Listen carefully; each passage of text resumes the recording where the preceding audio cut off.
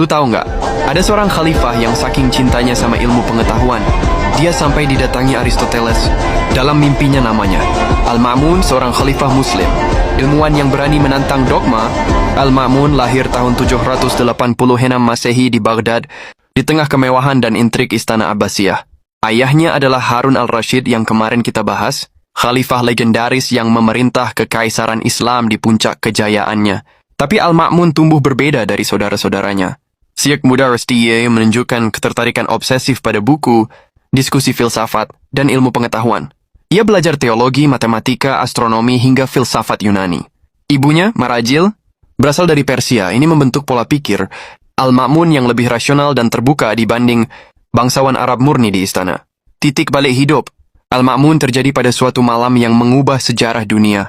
Konon, ia bermimpi didatangi oleh seorang kakek tua yang sangat bijaksana, Aristoteles. Dalam mimpi itu, Al-Ma'mun bertanya, "Apa itu kebaikan?" Aristoteles menjawab, "Sesuatu yang dianggap baik oleh akal." Mimpi ini jadi wahyu intelektual bagi Al-Ma'mun. Sejak saat itu dia yakin bahwa akal manusia adalah anugerah yang paling tinggi. Baginya, menolak logika berarti menolak dunia. Inilah alasan kenapa dia berani menentang dogma.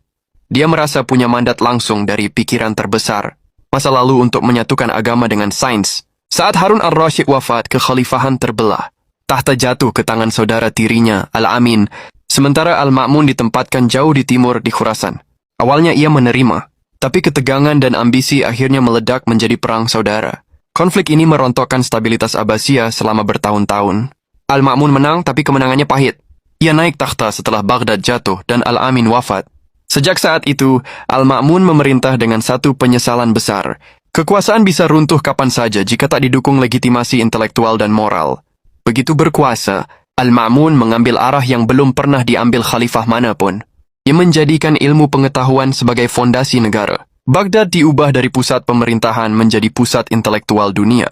Ia memperluas dan memformalkan Bait al-Hikmah, rumah kebijaksanaan, menjadikannya pusat penerjemahan dan penelitian terbesar di dunia. Para sarjana dari berbagai agama dan etnis, dia dikumpulkan dan dibiayai negara. Karya filsuf-filsuf besar diterjemahkan ke bahasa Arab.